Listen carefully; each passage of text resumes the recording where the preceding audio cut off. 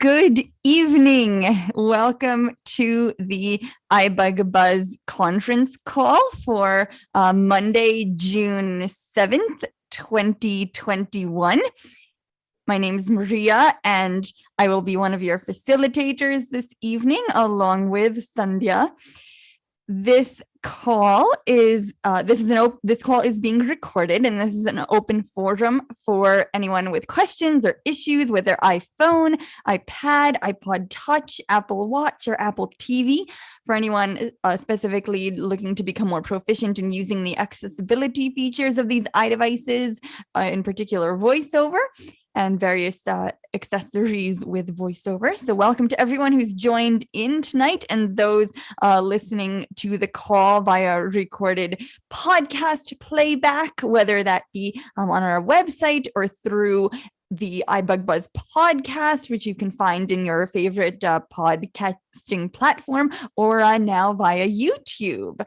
So we kindly have a few rules that we ask everyone to follow to help keep the meeting running smoothly.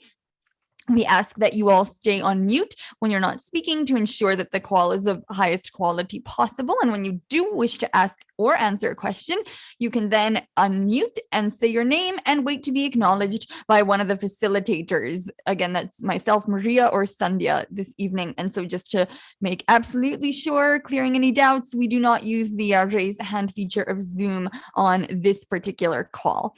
And very importantly, please don't just speak out or make any kind of exclamations while others are speaking. If you want to announce yourself, wait until there's a bit of a break in the conversation.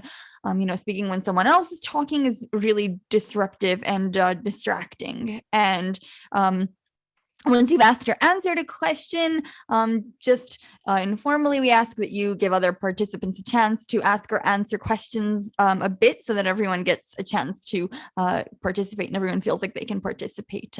So before you ask your next question or make a comment, to just give others a chance. And also, very importantly, kindly minimize your background noise. Again, this is to keep the quality as high as possible. And if we have to tell you twice that you have too much of it, we do reserve the right to remove you from the call. Again, nothing personal. It's just to keep the highest quality possible of our calls, since we do post them in so many different locations. And so how do you mute and unmute? So on the PC, you're going to use Alt-A, that's on Windows. You're going to use Command-Shift-A on the Mac. On an iPhone, the mute button is on the bottom left-hand corner of the screen. On the iPad in the Zoom app, it's at the button is at the top center of the screen. And on a phone, if you're dialing in, it is *6. And also, you can use on the PC and the Mac, you can use the spacebar as a push to talk, meaning you hold the spacebar down. That temporarily unmutes you. You keep holding it while you're speaking, and then you let it go. And then you're back on mute. And so this is a toggle. Just to be clear, all of these methods are toggles that I've just listed out. So before we go around and have everyone introduce themselves, Sandhya is going to tell you about just some of the events that we have going on in this next upcoming week, because we have a lot going on. And just to give you an overall sense, we send out, if you register for our emails on our website, we send out this nice monthly edition of what's happening each month, in addition to event reminders as the time approaches. And I believe we have something like a dozen events, separate events that go on, some recurring and some once a month. So we do have a lot going on, and Sandhya is going to tell you about just some of it. All right. Thank you, Maria. Okay. So welcome to everybody. And real quick, so tomorrow we will have iBUG Mini Buzz on Clubhouse from 5 p.m. to 6 p.m. Central Time. All times that I mentioned will be Central Time. So please join us for that. It's basically what we do here, but a shorter time and on a different platform. So if you need help with getting an invitation to Clubhouse, send us an email and we will make arrangements for that. Then Thursday we have our iBUG Vila Book Club. We are reading Call Me By Your Name. It's DB 65,344. It's 8 hours and 20 minutes. You've got plenty of time to read the movie, read the book, or watch the movie before Thursday at 6:30 Central. And we've added a little new segment to that. After the discussion, we talk about other books that we are reading and sharing with their group, what other things you find interesting. So come and be a part of that as well. Then on Friday, we have iBug Night at the Virtual Movies. We can't wait to see what that movie will be. And for his wonderful clues, please come back or stick around till the midpoint and we will find out. We'll have the big reveal, right? So that'll be it on at 8:30 today on this call. So stick around. And then this Sunday, iBug Cafe. That will be June 13th. That is Sunday, June 13th. I believe there was a misprint. So just to clarify, it is on Sunday, June 13th from 4 p.m. to 6 p.m. And our leader, Sri, will be leading that discussion. We'll be talking about tracker devices, all the rage right now. So we're going to be talking about the tracker, the tile tracker, and the AirTag. So going to be some cool demos, and you're going to learn all that you could possibly want to know about how to track things and people. Right, Sri? I guess so. All right, so with that, and then our social media, we have our website, ibugtoday.org, ibugtoday.org. Follow all our information there. Like Maria said, register, and you can get all of the notifications of our upcoming events. We have a Facebook page, facebook.com/group/ibugtoday. We have a Twitter, is @ibugtoday. And we have our email. If you would like to get a hold of us, it's ibugtoday@gmail.com. Those are all the quick announcements, and we are going to be talking. A big event happened today, WWDC, Worldwide Developers Conference. Yes, sir. Yes, ma'am. That's pretty cool stuff in the Apple world. So we are going to have a more structured discussion after the break, okay? So hang on to those questions and whatever tidbits that you may have absorbed, we will share that after the midpoint. After the movie announcement, we're going to be talking about all those questions. So until then, we are going to be opening and having our regular discussion. So we would love for you to participate. Just hold on tight, and we'll come back for those discussions.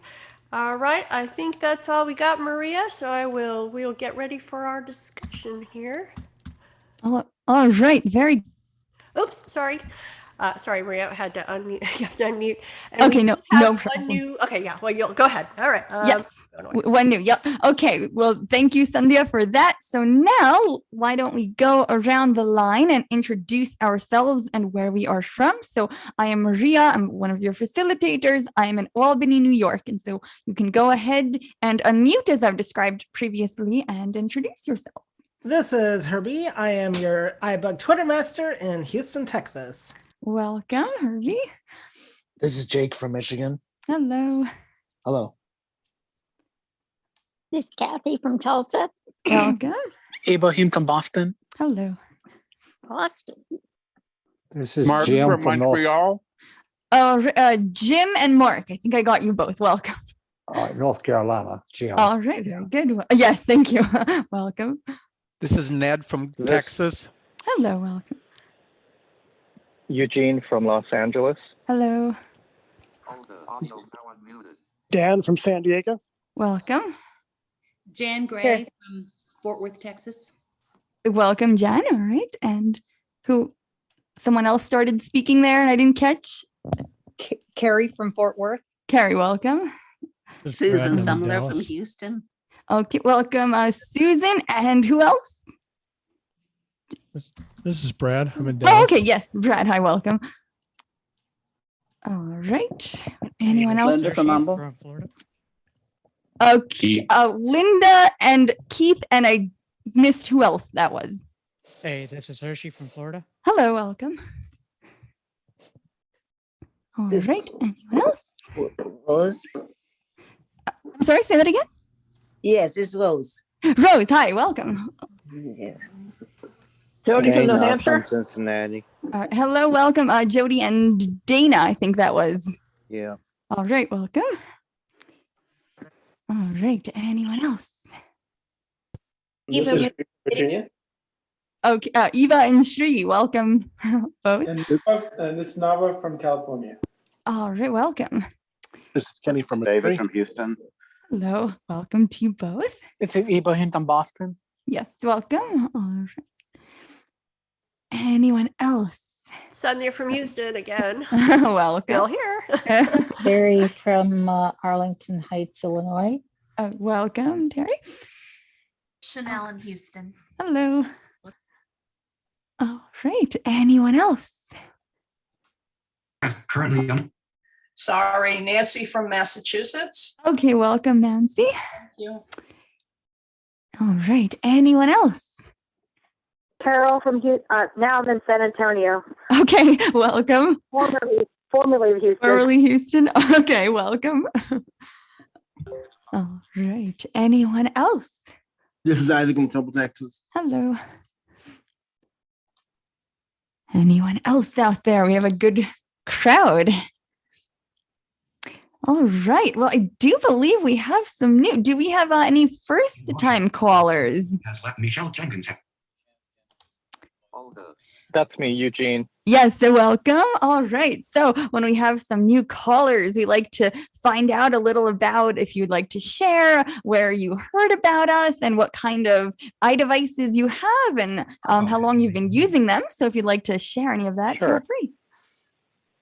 Yeah, I heard about this from someone else on Clubhouse. I'm a pretty big user of Clubhouse. It's really great just as far as support from other blind folks. Mm-hmm. I pretty much own all types of Apple devices. I lost my vision last year. So I have central vision loss and I can see maybe like people's faces from 2 to 3 feet away, and then everything else beyond there, it's just blurring. Also lost color, except for blue, I see blues. Okay. And yeah, and I guess that's it. Sure. So you've been using VoiceOver then for the past, I guess, year or so, you were saying, since you've been losing your... Yeah, well, I'm using a combination of Zoom. I'm just trying, I'm not so proficient with VoiceOver on iOS. So I've been just getting by with Zoom. And I have the device have a couple inches away from my face to read stuff, watch videos and things like that. Sure. I have a big problem with Mac VoiceOver. I know this is all the devices. Yes, we do have a separate Mac and Talk call, and I can never remember which Tuesday of the month that is. Chanel, fourth Thank Tuesday. you. The fourth Tuesday. See, we have so much going on. I can't remember it all. So you definitely might want to call in to that as well. And in terms of how you were saying that you're a newer VoiceOver user, so you might be a good fit and want to consider our Jumpstart mentoring program, which you can find out more info about on our website. And that helps new users to learn the basics and the fundamentals of the use of VoiceOver. So you can look at the application is there, which includes the skills that are taught and such. So definitely feel free to check that out. Signed up for the mentoring and still waiting to hear back. All right. Well, very good. Yes, we have. It's exciting. We have a lot of new people. So we will be getting back with you. I believe there's a little bit of a waiting list, but so we definitely appreciate your patience, and that's great. And so as a new caller, if you'd like, we usually like to give our new callers a chance to ask the first questions if they have any. So if you do have sure. Yeah, sure. Well, really quick, does the Mac also have a mentoring program? We don't currently have a mentoring program for the Mac. We have had some group classes on that.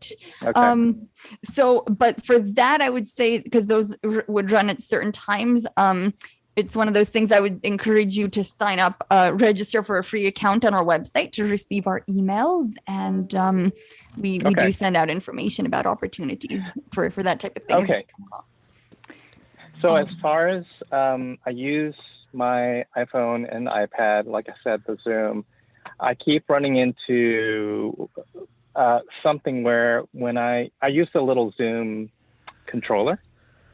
And so when I double tap, of course, that zooms in.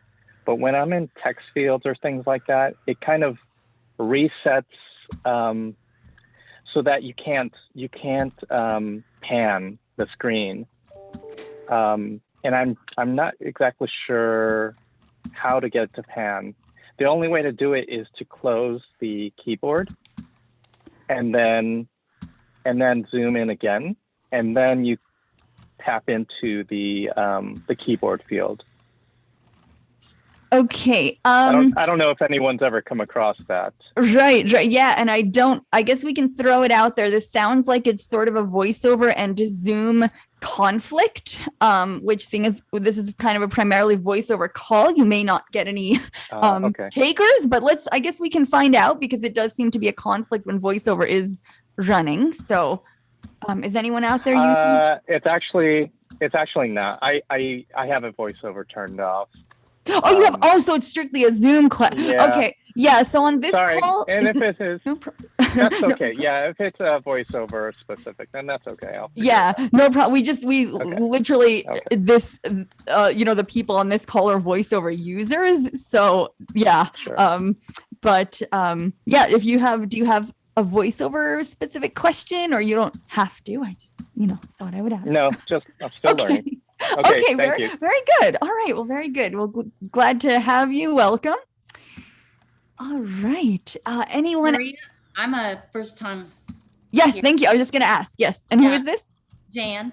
Oh, Jan. Yes, welcome. Okay, so if you'd like to as well tell us which devices you have and how long you've had them and how you heard about us, feel free. Well, I know Sandhya from the ACB conferences. I'm in American Council of the Blind. Yes. So I've known about iBUG for quite a while. I just haven't had a chance to participate in the things, but I want to learn more about how to operate my iPhone. I have an iPhone, and of course I have JAWS on the computer. Sure. And I'm very illiterate. We're all learning. We're all learning. Yeah. I just want to learn more and learn how to be more proficient with it. All right. Well, I've been kind of lazy about it so far. well, I hope to the point where I don't see. I'm losing more of my sight. I've been blind since I was 13, but I'm losing more of it now, and so I need to be more proficient on those things. All right. Well, very good. Well, welcome. And hopefully we can encourage you. We're definitely all, learning. There are so many features of these devices, and we forget about certain things too that we, don't use on a daily basis. So hopefully these calls will, help to motivate you to learn more when you hear about all the things that people are doing. Very good. So do you have any questions now, like just that you can think of? Do you have a voiceover question? You don't have to, but again, we just like to give people. I can't think of a specific one right now. Okay. Okay, no problem. If I come up with one, I'll let you know. Okay. All right. Well, that sounds good. All right. Very good. Well, welcome, Jana. Glad to have you as well. All right. Do we have any other new callers? All right. Well, hearing none, very good. Thank you, everyone. Welcome to our new callers. So with that, we are ready then to take the first question of the evening. So who would like to get us started with questions? Ibrahim. Comments. Okay, go ahead, Ibrahim. So I've recently come across a weird problem on my iPhone. For example, I would type a message or something to that effect to somebody, and I'll put no problem or anything that starts with no. And I think I have no as part of my shortcut for email, like in text replacement setup. So I think that is confusing me. Like whenever I try to type no problem or long time no see to somebody, it brings up the email address shortcut. Like if I'm just bring up an email, like auto reply email to sign up for a website or something. So it's bringing up the shortcut that you have set up, the text instead of letting me finish the sentence. Mm-hmm. Yeah. So your question is, can you somehow sort of like override that behavior? Like you want to keep the shortcut, but in this case, you want to just type in those letters. Correct. Okay. All right. Let's put that one out there. Does anyone have a response to that as to whether that is possible to do? And again, you all are muted, so if you do wish to make a comment. This is Keith. Yes, go ahead, Keith. I would just say that it's a good idea to make your shortcuts at least 3 letters, and it sounds like your shortcut probably has no in it. So as soon as you hit the NO and space bar, it's pulling that shortcut up. Exactly. That's the problem. And so the best thing to do is go back in there and rename your shortcut to something that is other than no, or a 3-letter that you would not normally enter into a regular sentence or something. That way it doesn't recognize it or think you're wanting that shortcut. Okay. That's the easiest and best thing to do. Okay, sounds good. This is Herbie. Okay, go ahead, Herbie. The only way the shortcut should take effect is if you were to put a space. So yeah, I mean, if you're writing no in an email, but you already have no as a shortcut, you're not putting the space in the email address. So you should be able to put, whatever no is and continue writing. The only way you should really encounter a problem is if you're writing no and space and you have that no as a specific shortcut. That's I think is the problem, because I do have no as a shortcut to bring up an email address, and I guess that's Apple is. Well, why not just put the email address in your contacts? Okay. And then you can pull it up because you can still search for people in the to field with does it make sense? Okay, yeah. The shortcuts should be things that you use in the actual text. I don't know. Like, I think what Keith was saying made more sense, because you have an email shortcut with the no in it. So I'm guessing when I type no problem in a text message, it sees that as no part of the email shortcut. So I have to go and change that. Right. Well, you could type NP as no problem, and everything will interpret it. So you're saying type in P into the place instead? Okay. Yeah, if you just type the letters NP. But what I'm saying is if you change that shortcut to an email address, then in your contacts. But yeah. What? No, it was just unmuting. So I think the takeaway sounds to be, Ibrahim, like to change that shortcut to some letters that you aren't going to use like that in a day-to-day context. And that way you can have more control over when it invokes. Okay. All right. Okay, go ahead, Shri. I was just going to say, if you're going to create shortcuts for email addresses, I suggest using like some WA characters. Like, for example, I do @ because you're never going to use @ in a sentence. Okay. So like you're using like a number, something that doesn't equate. Like I used to have OTP just to say on my phone. And you just want to be kind of creative that you don't use shortcuts that creates an actual name. Like no is something that I would probably suggest not using, because you're going to use those 2 characters somewhere in a sentence. Okay. This is Keith. All right, go ahead, Keith. So Ibrahim, a little clarification here. Are you talking about it's in the text or the message field or the to field? You're like, for example, when I go to send somebody a text message and I go to the area of the iMessage, say no problem or long time no see, instead of letting me finish the sentence, right? Okay, it brings up the whole email. Right. So you're not talking about the address. You're talking about the text of the email. Talking about the predictive text, I guess, or the whatever.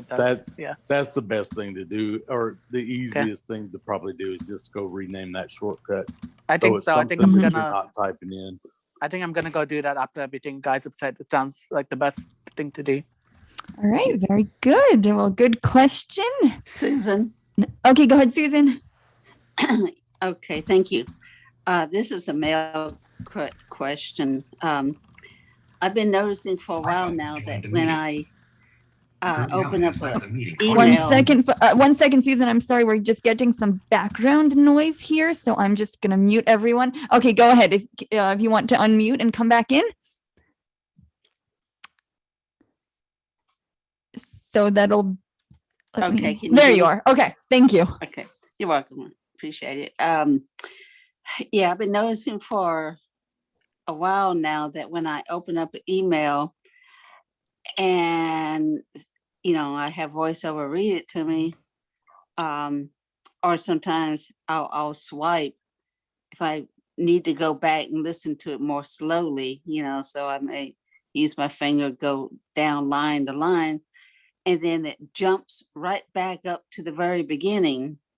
And I would be just about where I need to be, or just got to where I need to be, for example, like on a link or something, whatever. And then it jumps back up and I keep having to start over. So does anybody have any solutions or explanations on why that's happening in mail? Okay, and can you just clarify when you're saying as you're moving, are you moving by doing an explore by touch? You're dragging your finger down, or are you flicking from item to item, and as it finishes reading, it just starts reading from somewhere else? Well, the first thing I do, I let voiceover read the whole thing. Okay. And then I'm like, okay, my little brain can't get all that. So I start at the beginning and I swipe with one finger left to right, go down each line slowly. And then I'm like, oh, okay, here it is. And oh, that's what it said. And then when I get to the part that I'm needing to listen to or want to, whatever, then it jumps right back up to the beginning. So I'm not doing any of those other things, like you said. Right. Like your finger is not on the screen at all when that happens. You're saying like it starts to read what you want, and then all of a sudden it shifts the focus to the beginning and starts to read. Well, like I said, the voiceover is fine, but when it's through reading, then I need to swipe with one finger left to right, because because voiceover goes pretty fast, and I'm sorry, but my little brain can't contain all that information, Yeah, sure. No, that's fine. I guess what I'm just trying to understand is when this happens, is your finger on the screen at all? Like, how do you know that focus has jumped? Does voiceover just stop reading what you're expecting and it starts reading something else? Or is your hand somehow on the screen when this is happening and like trying to move and it's not moving where you want? That's what I'm trying to understand. I don't know. All I know is I'm swiping from left to right. That's all I can tell you. And then, yes, I have went ahead and put my finger like in the middle or on the side, because I would think, well, maybe it's off, maybe it's not focused, whatever word you use. But it jumps, and then I had to keep starting over till finally I can get to where I need to do whatever. Okay. All right. Does anyone have any thoughts on what might be causing this kind of a behavior? Or how to? Okay, go ahead, Sri. So I just had a couple of questions. Number one, are you in the mail app? Are you doing a one finger double tap and actually opening the email? Or are you just reading just the short text of the email? I open up the whole email. Okay. And then when you open the email, you're flicking right through, going through each line at a time, correct? At first, I used the voiceover to read it all. I mean, if it's something that I need, like, say, a phone number to call a business or something, whatever, or a link to, say, something's going on, like an iBUG or whatever, I need to get to that link and double tap. So when voiceover is through reading the whole thing, then I'm like, okay, I need this information. So I'll start swiping. I put my finger on the screen, go left to right slowly. I don't go zip, zip, zip. And then so I do it again and again. And yeah, so I'm going to give you some suggestions. Maybe this may help, or hopefully it doesn't cause more confusion. Are you familiar with the 2-finger swipe down or a 2-finger swipe up to read your email? yes, that's how I get the voiceover to read it. Read the whole thing, correct? Yeah. Are you familiar with using the rotor for your email? Yeah. I mean, well, I know about the rotor, but I never used it for mail as far as I can recall. Okay, there are some features like, you mentioned links and so forth. That's a good way to navigate through the email using the rotor to links. Oh, yeah. I have used it a whole bunch of times, right? But see, I just need to get to that link that's in the email so I could double tap on it. Mm-hmm. I'm not familiar with an email just automatically jumping to, is it jumping to the beginning of the email or is it just jumping random? Yeah, at the very beginning. But anyway, maybe it's just having a seizure or it's no. The reason I'm saying is there is some behaviors of voiceover, kind of, I call it the bunny hop factor. It just kind of just jumps around. And it sure does. Some of the things that we do to fix that is, we do a reboot, a forced reboot. Typically those things fix these problems. Now, if you've done those two things, there is some other, a little bit more intrusive resets that may resolve your problem. If this is happening to your email like all the time, we may have to do a little bit more of an intrusive reset. So I'm just trying to figure out, because the bunny hop is, it does happen. It's, I experience it, but I've not seen it, just if it's randomly occurring, that's one thing, but if it's happening all the time, then we may want to look at it. Okay, so I may want to, did you say reboot it or reset it? Yeah, so we have a, what kind of phone do you have? No, I'm using my iPad. Okay, so your iPad. And basically, I'm not sure what model you have, but you can do just a regular generation. Which one?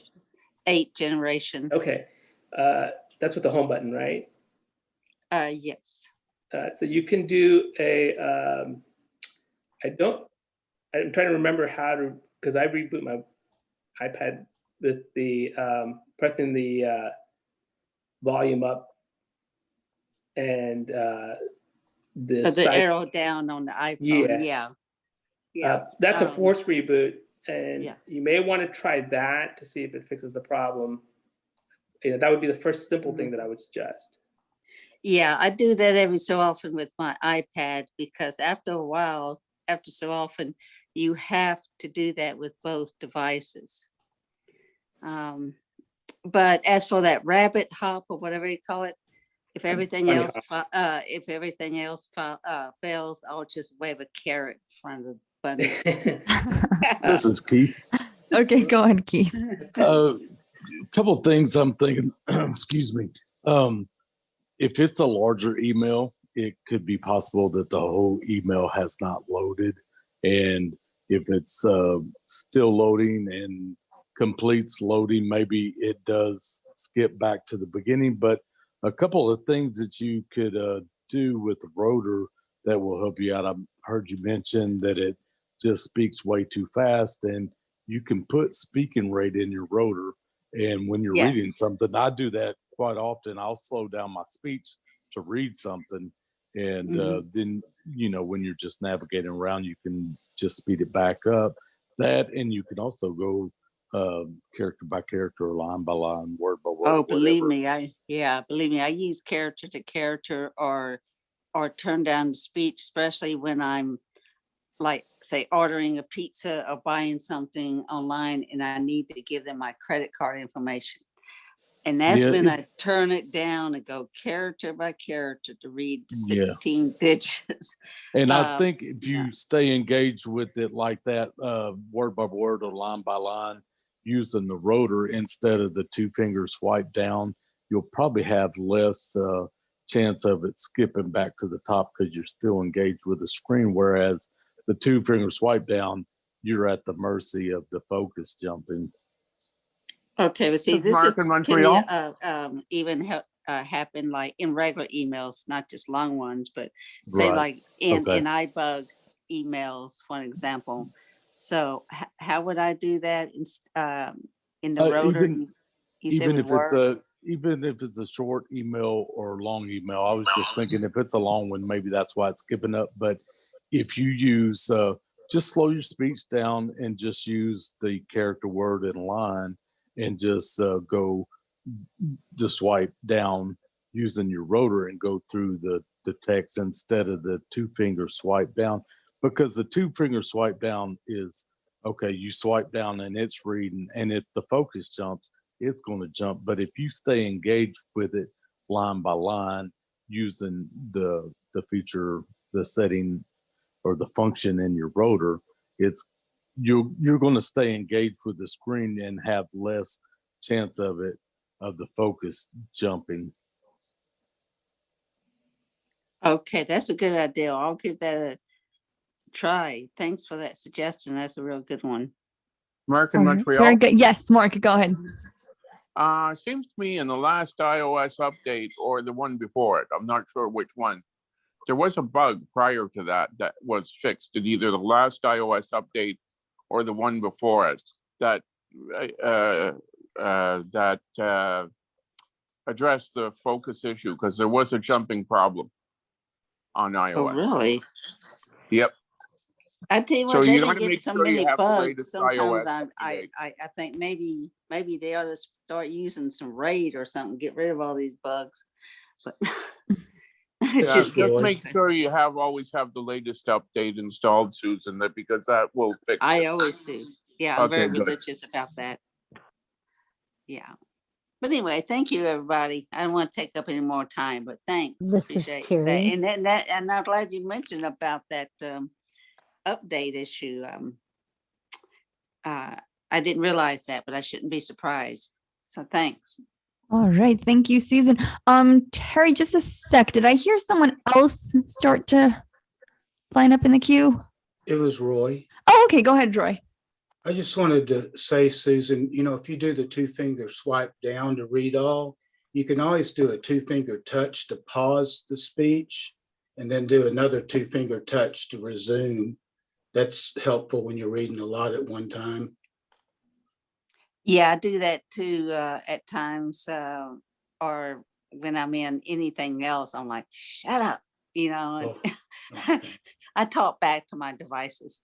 And so I'll put the 2-finger on the screen. So, but anyway, yeah, thank you. Appreciate you mentioning that.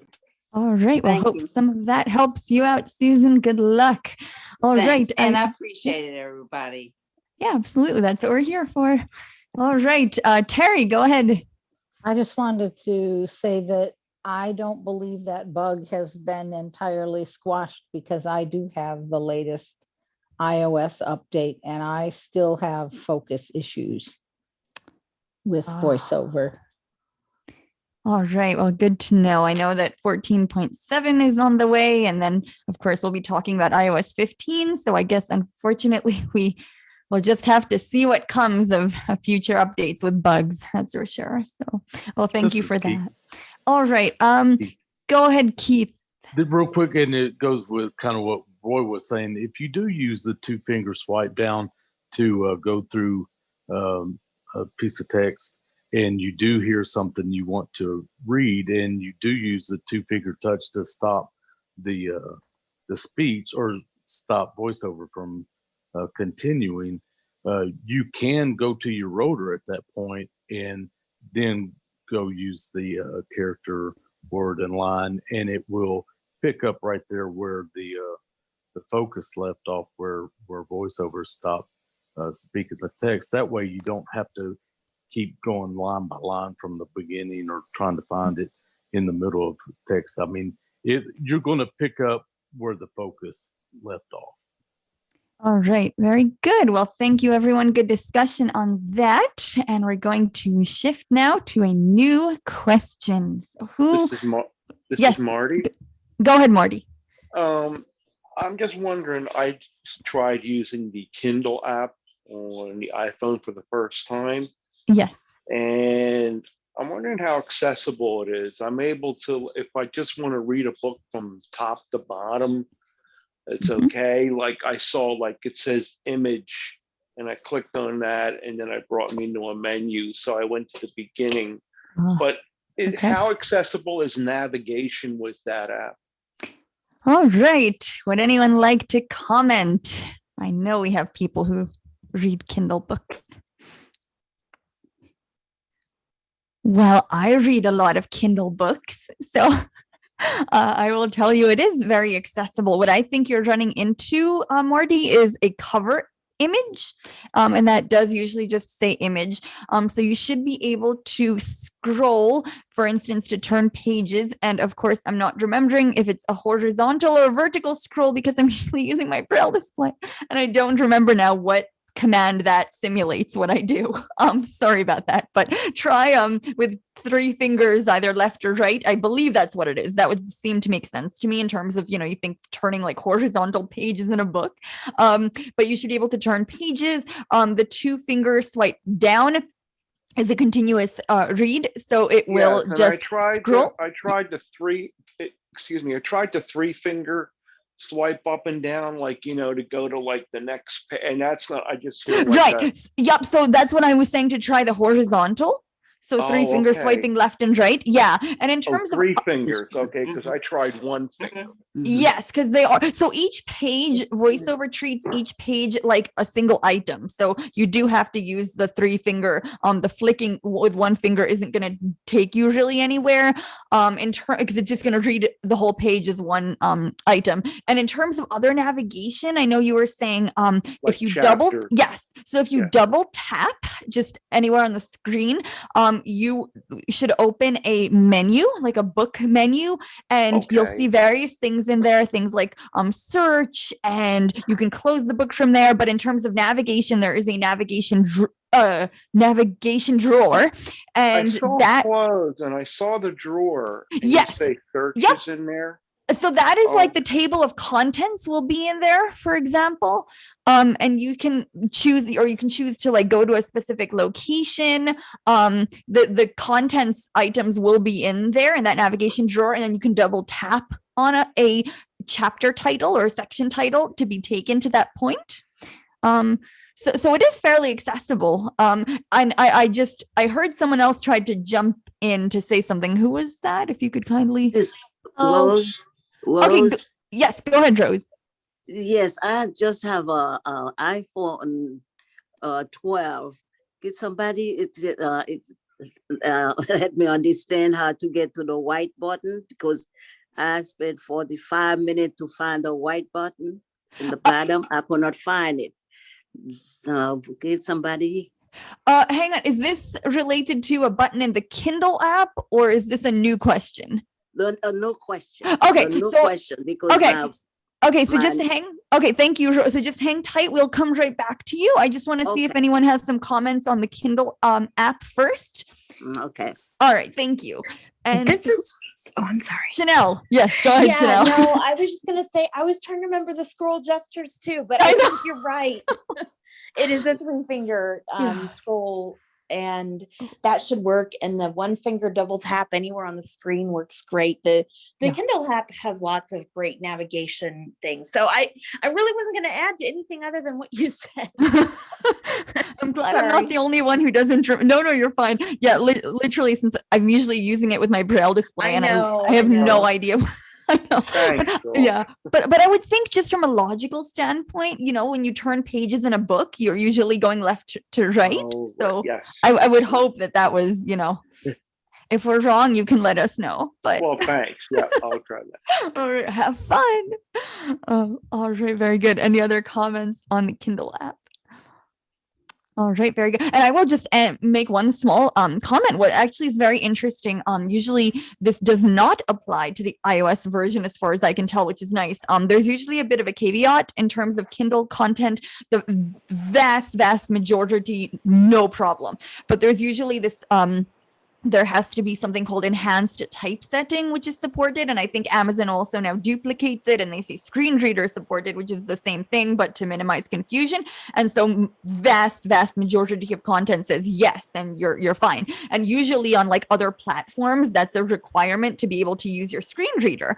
But with the iOS app, I guess just the way it's made that you're only reading with voiceover, you don't have the text to speech option that Amazon also has. So in the iOS case, it doesn't matter. I've literally read books on iOS that say screen reader is not, enhanced typesetting not supported. Again, it's very rare, but I've run into it a couple of times. And so, for instance, like it won't work on the Kindle for PC app on my PC, but it does work on the iPhone. So that is. Do you have that to is very read cool. it with voiceover, or is it like some apps where you can select a different engine, different? No, speech you read it engine? with voiceover. Okay, Yeah. thanks. Sure. This is Keith. Jody. All right. Wow, we have a whole line. I think I heard Keith first. I was just going to say, if you buy your books from Amazon, just take notice that some books offer the audio upgrade, and if it does, if it is a book that has the audio upgrade, you can purchase that, and in your Kindle app, it will bring up an audio player where you can actually use voiceover to read the book, or you can listen to that audio version of the book. So you have both options there. Yeah, great point. That's because Amazon owns Audible. That's what that is. They call it WhisperSync. And so, yeah, you can sometimes, and if you use that option, like if you have an Audible membership too, obviously you can buy it with that. But sometimes the WhisperSync, if you do it that way, if you buy the Kindle version, then buying the audiobook, in that way will actually be cheaper than the price that you would pay based on your membership credit. So definitely something to look into. All right, very good. Jody, I think you were next.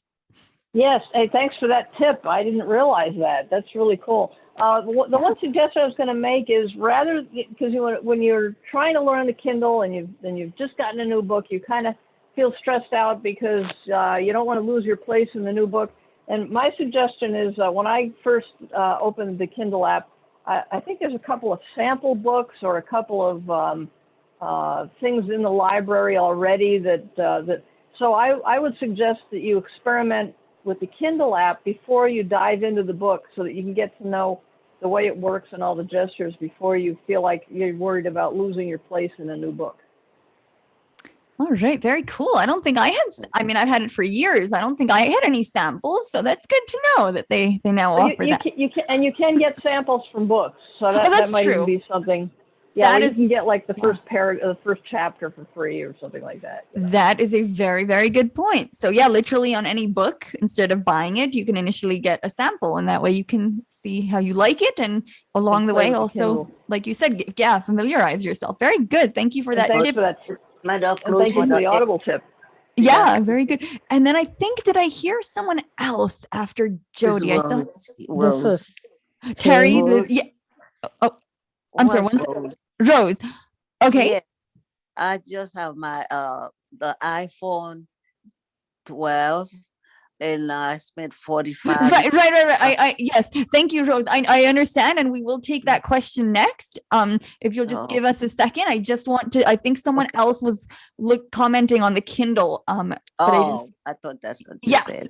Sure. Give me just a second. Let's see if this is Terry. Terry, yes. Okay, go ahead, Terry. Thank you.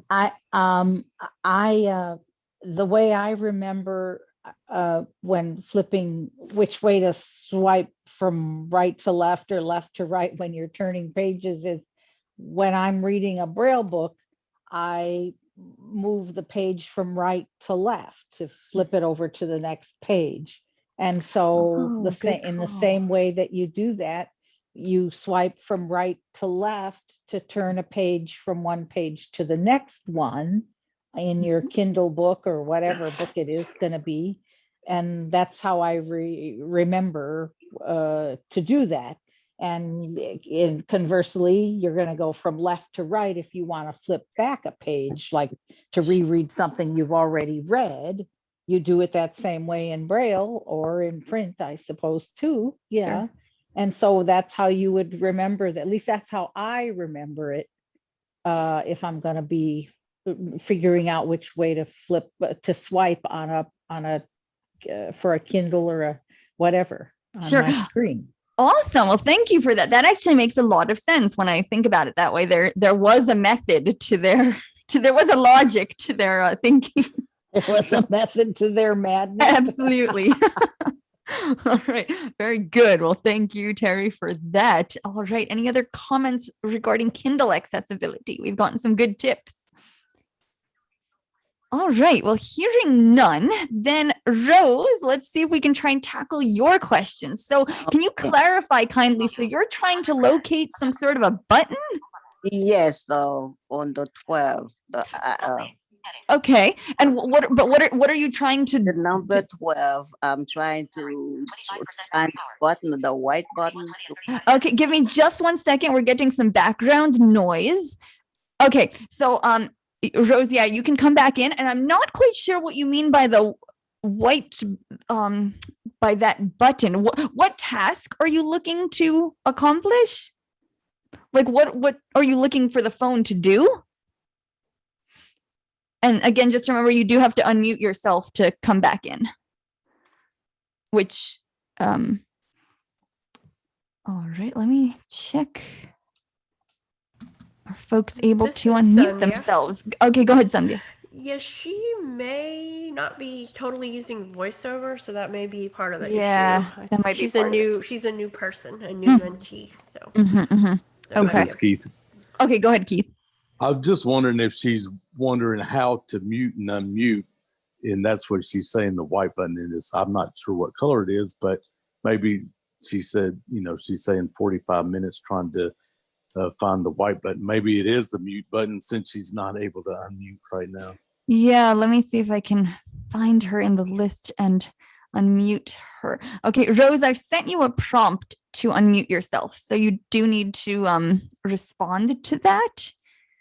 Basically, if you're using voiceover, like flick over, use one finger and flick to the right a couple of times. It's saying the host would like you to unmute, and you have unmute and stay muted buttons. And so you want to find the unmute button and then double tap anywhere on the screen to activate that. This is Shri. Okay, go ahead, Shri. I wonder if she's referring to the virtual home button that might be there. I think that one comes with the white button. Aha. This is Shelby. Okay, go ahead, Shelby. Yes, yes, I believe that is what she's referring to on the 12. It's the virtual, the new home button, if you will, to swipe, go to your home screen. All right, so who would like to explain how you go to the home screen using voiceover? What the gesture is, yeah. All right. This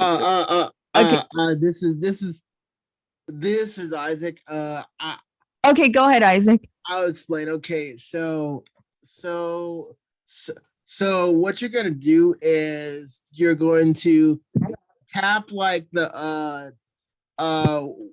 tap the bottom of your screen, and then what you're gonna do is you're going to swipe up with one finger a little bit, and the first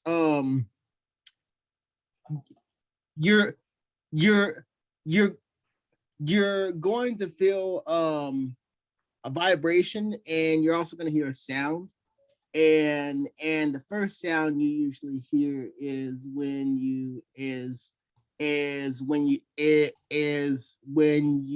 can stop, and it will once you hear the first sound, it'll take you to the home screen.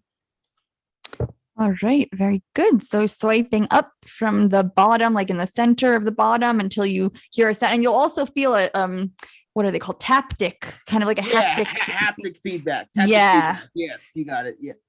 Yeah. All right, thank you, Isaac. Very good. Let me see if I can get Rose back to hopefully tell us if that's what she was This is looking Keith. for. Yes. Go ahead, Hey, Keith, while I attempt I to was do just that. going to say, since it's a beginning type question and it seems like she's having an issue with the swipe, can you explain the swipe right and swipe left and double tap, because that's what it's going to take to clear that message. Yeah, sure. So as I said, yeah, Rose, what you want to do, I just sent you the prompt again. So I would say tap, just like a one finger tap in the center of the screen to make sure that you're focused on that pop-up that just came up asking you to unmute.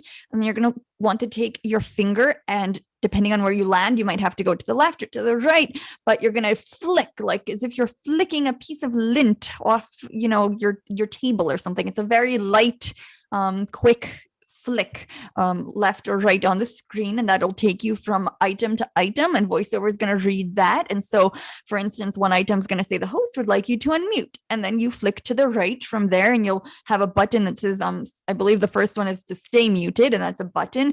And then you'd want to flick to the right again with one finger, and it'll say unmute button. And in order to activate that, you're going to double tap, and that's anywhere on the screen. And that's just a very quick, like I say, tap, tap. That is kind of the speed at which you do it. It's a quicker, it doesn't have to be super quick, but it's a double tap. And let's see, I think if anyone wants, go ahead, Sri. I was just going to say, if Sandhya has her contact information, we can maybe reach out to her offline. And yeah, I unfortunately think we're going to have to do that because I'm not able to.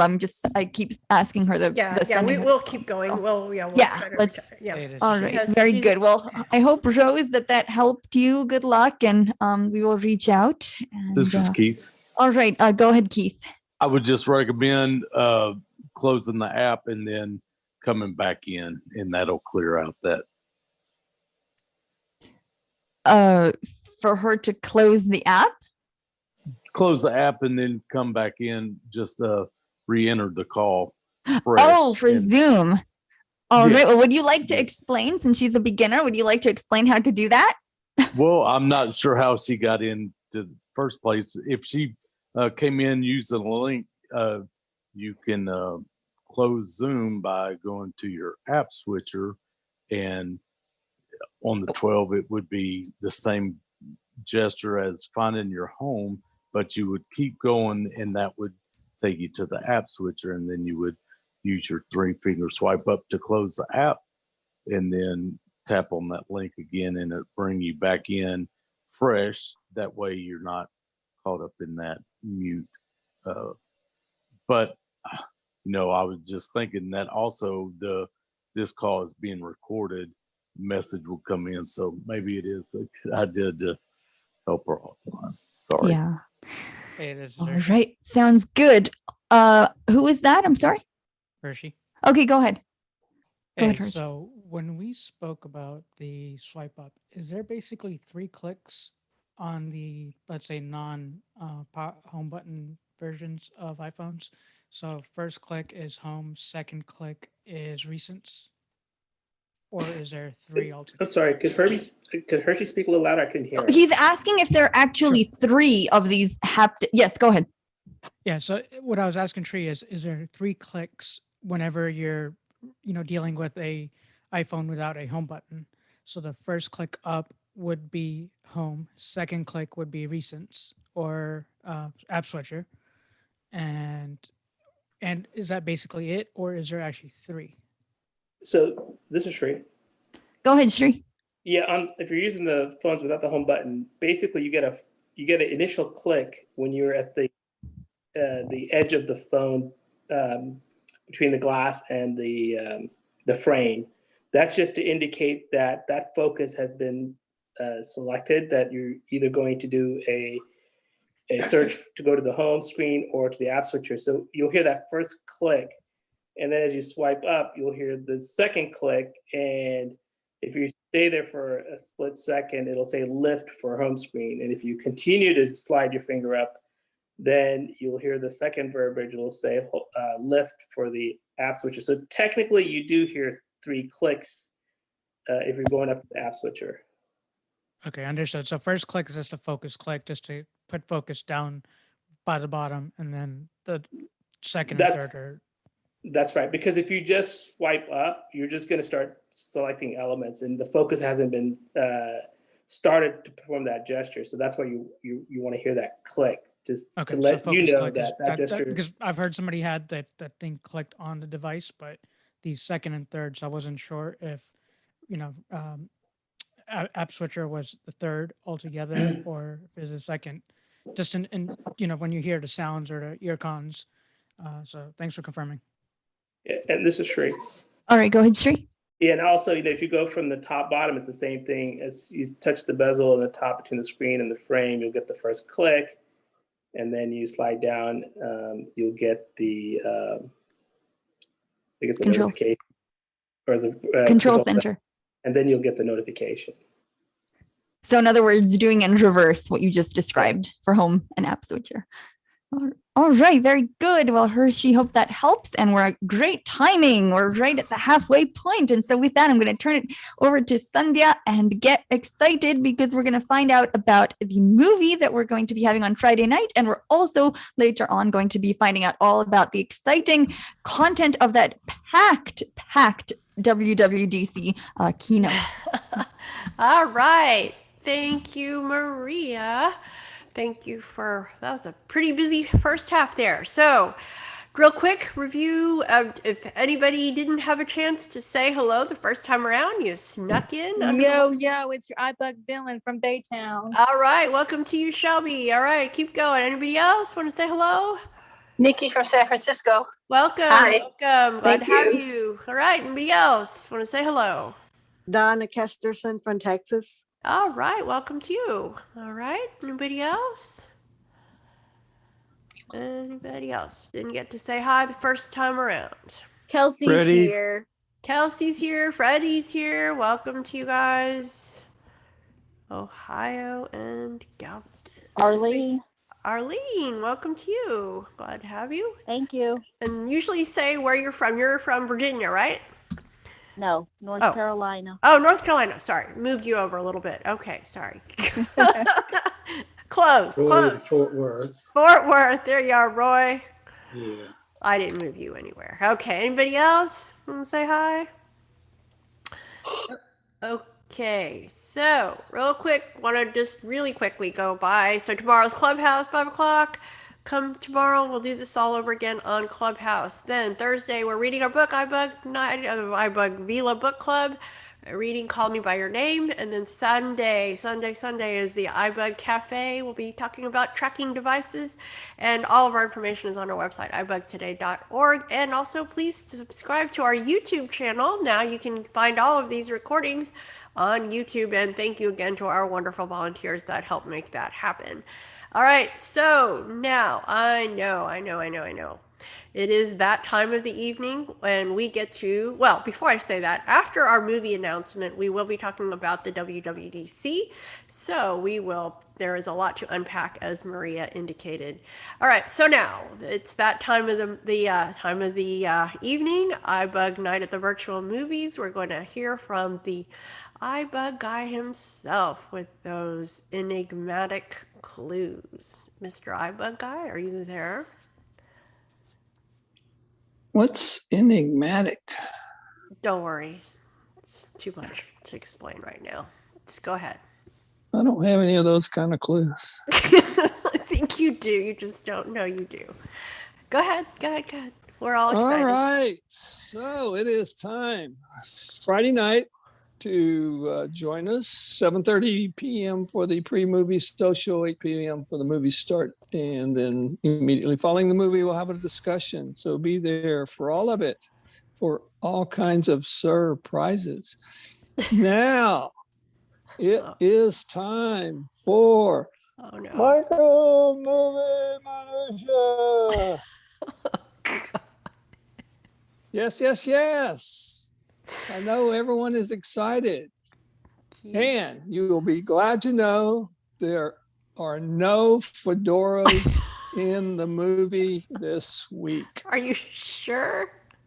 Pretty sure. Okay. All right. So we're going to jump right in. And as usual, just don't yell out any movie titles. Wait, say your name. Say your name, wait for to be recognized by me, and then you can shout out the title. All right, here we go. Clue number 1. Our movie this week is about a man released from a mental hospital and then is under a restraining order. This is Right. Shree. Mr. Shree. Is it Man on Fire? Man on Fire is a good guess, but that is not it. Good try, Sri. All right. I'm not hearing anyone else, so we're moving swiftly on to clue number 2. Clue number 2. The man assures his parents that all will be well, but they're not so sure. Michael, can you repeat the clue? The man assures his parents that all will be well, but they're not so sure.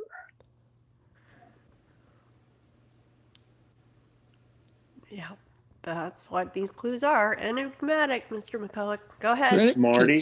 Oh, Cricket. Marty. Oh, look at there. Marty's going to take a guess. Yes, Go sir. for it, Marty. Go for it, Marty. What about Bob? What about Bob? That is another great guess, but not what we had in mind tonight. Never heard of it, but okay. All right, Brian. What about Bob? Let's put it on our list. Psychiatrist. Yeah, put it on our list. Got a lot of psychiatrists all of a sudden. Okay, go ahead. Okay, Next clue. moving on. Clue number 3. Okay. His priority is to rebuild his marriage with his ex-wife.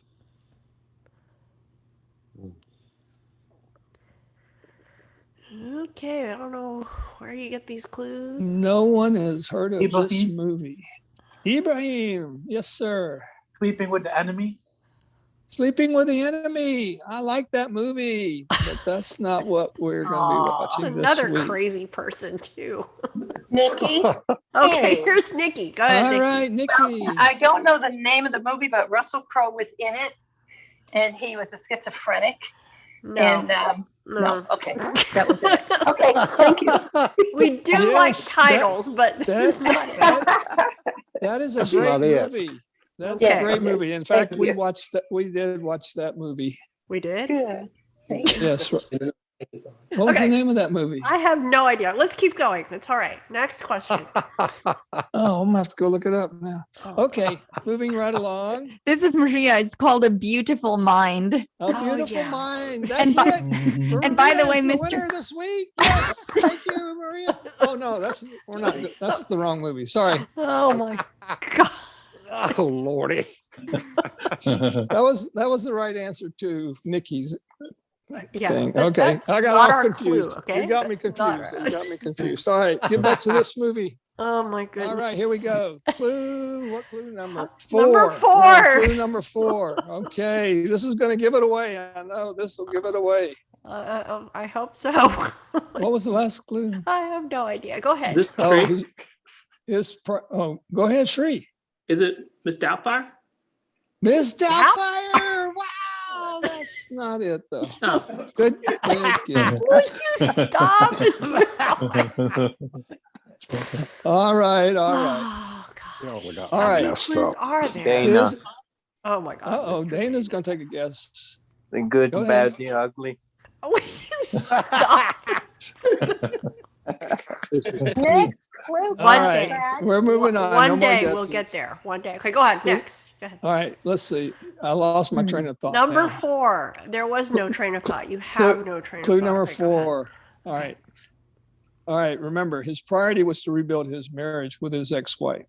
But, however, he is drawn toward a young widow living in his parents' neighborhood. Mm. Ooh. Young It widow. gets complex now. It's complicated. What? Wow. Nobody knows this movie? All right. This is Freddie. Oh, Freddie. Freddie. Wait, was Ned in there? I don't know. I thought I heard Is Ned. it? Okay, go ahead. I don't know all of it. Is it something run with the ending part? Is it run? Something run. No. Yes. No. That would be another good guess, but I have no idea what that movie you're talking about. Okay, anybody else? This is David. This is Nikki. David, go ahead. Then Nikki. Please, Is it David, save us, David. Please. Silver Lining Playbook? Yes. Thank God. Good guess. Thank God, David. Thank you. And that is the answer for this What did you say? week's Silver Never heard of it. Linings Playbook. Silver Linings Playbook. Yes. I never heard of that. Can Nikki make a comment? Nikki can make a comment, yes. I got so excited about that other thing. I was putting my groceries away and a dozen eggs flipped over and landed on the ground and not one single one broke. So am I lucky? Very All good. right. Very good. Wow. Very good. That is very fortunate. Because I got so excited I peed in my pants. Oh, did I say that out loud? Yes, you said that out loud. That's a All personal right. problem. All right. We have a winner. David is the winner. Silver Linings Notebook. Silver Cloud. David. Sorry. He's the winner of the Silver Linings Notebook. I understand. Silver Linings Playbook is the movie this week. It is a great movie with Bradley Cooper, who you may remember from that other movie with Lady Gaga. Othello. Will you go on? Called Othello. Star is Born. Star is Born, yes. Yes, Oh, but they just sang mute him Shallow. already? This is gonna Can go we see on that? forever. I remember the song. It's called Othello. No, we haven't seen that anyway, but he has seen that. All right, so tell us, what is your name? David. Johnny. What do we have for our winner this week? Johnny. Oh, Johnny. yes. Oh my goodness, I thought I'd never ask. Okay. David, for you, my dear, you will have ballroom dancing lessons. All right. So I hope you have just like Tom in the movie. Yeah, yes, exactly. David is going to be prancing and dancing around in his beautiful dancing shoes. Good movie. And what, David? No fedora. No fedora. And you will also, I hope you like, I don't even know what they play. Football, maybe? Philadelphia Eagles. We are going to take you to a Philadelphia Eagles game. Shree is going to kill me because I know that he loves them, but I don't know what they play. I think they play football. Football. Marty, All right. Marty would be excited. Okay, well, you can meet up with Marty, okay? The setting is in Philadelphia. Right, That's so you can meet up with Marty and go to the game together, all right? Or you can take the person. All right. Two for the price of one. Okay, we're done. We're We never got to my fifth. This is Marty. You can't go until December when you throw snowballs at Santa Claus. All right. Okay. Well, thank you, Marty. This is Jody with a very important question for Nikki. Go ahead. Are those eggs over easy? I guess so. All right. No, they were still in their shell. They were still in the egg carton. Okay. All right. Thank you. Thank you for the egg update. Okay, now we're moving back to our program. Moving on. Thank you, everyone. Okay. We're gonna do a mute everybody. all. So there we go. Finally. All right, please. folks. If you are not speaking, again, kindly be muted. All right. Thank you, Mr. McCulloch, for those wonderful clues. And I think we've already said goodnight to you. Time for you to go to bed. Okay. So now, after all that one fun, so just remember Silver Linings Playbook on this Friday evening at 8 p.m. Central. Okay. Now Now, as promised, we are going to be talking about the WWDC. And to help out with that discussion, we have Mr. Herbie Allen. Herbie, are you out there? He's been diligently I am twittering here. Somebody should, I should follow our iBug Twitter, see what was posted about. Oh, wait a minute, I'm the Twitter master. Yeah, you are the Twitter master and was diligently tweeting out as things were happening live feed. So pretty exciting. Thank you, Herbie. And so, who else? We are going to just kind of have a little discussion, kind of go through some of the real highlights. Quick announcement, first of all. So I found a nice little summary that I have posted to our Facebook group. So if anybody wants to follow along, if you go to facebook.com/groups/iBug today, you should find the article I just posted about 5 minutes ago. All right, we are on the wire here. Okay, well, Herbie, We don't want to exasperate anybody. Oh my God, don't get Nikki started. Okay, so let's get started here. So it's going to be a high level. There was a lot to cover. It was about, what, a 2-hour program, I think, right? So about an hour and a half, I'd say. An hour and a half. All right, so close enough. So we are going yeah. to go through and just talk about the highlights here. So the first thing I think they were talking about was the iOS 15, right? iOS 15. Yes. So with the big thing, probably the biggest thing for iOS 15, especially for us, is some very interesting enhancements to FaceTime. So 2 big things out of that. First of all, spatial audio is coming to FaceTime. And I don't know if it's going to work if you're using FaceTime audio, but the idea with FaceTime video is it's especially going to be interesting in a group type setting because apparently it's supposed to, if you're using the Apple earphones that support spatial audio, it's supposed to position people using the stereo spectrum in relation to where they are, with the camera, how they're facing the camera. So that's going to be a little bit interesting to see how that plays out. But the other big thing with FaceTime is now how Apple is becoming Zoom, but in its Apple way. Because they're now supporting audio sharing. And so with any supported Apple apps, and there are some third-party apps, including Disney Plus, Hulu, HBO Max, Paramount Plus, and a couple others. Netflix is not one of them. You can now actually share a movie on FaceTime. So anybody on FaceTime can watch a movie together with any third-party app that supports it or listen to an Apple Music playlist.